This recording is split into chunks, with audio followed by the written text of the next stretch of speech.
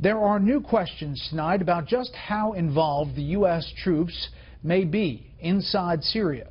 President Obama is upping the U.S. commitment to fight ISIS both on the ground and in cyberspace. Correspondent Kevin Corke has the story tonight from Germany.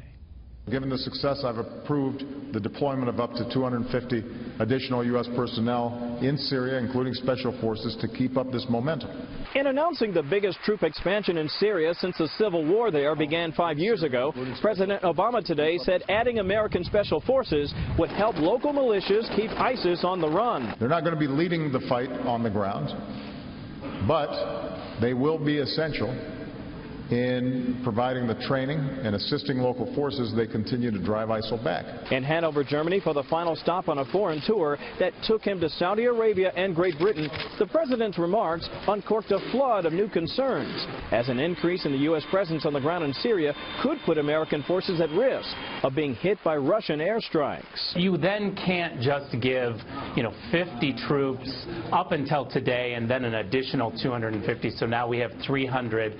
And then also, say that Americans are not going to lead this, and we're looking for the Kurds, and we're to do the groundwork, and we're just going to give intel. It's an unserious policy. Critics question whether this is a classic case of mission creep.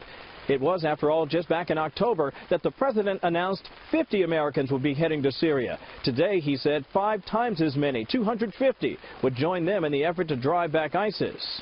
A decision that seems to run contrary to the more than dozen previous statements by the president promising not to put boots on the ground there. Will they be engaged in any search and kill missions? Yeah, I'm not going to go into the details of all the mission sets that they're involved with.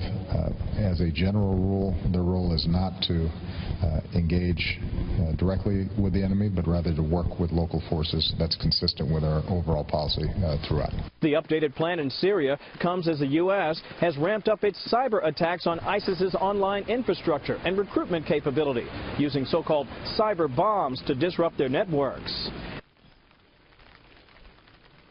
Director of National Intelligence James Clapper said today there's still evidence of ISIS cells operating throughout Europe, the kind we saw in Brussels, which further underscores the ongoing challenge of dealing with that terror group both on and off the battlefield, Brett.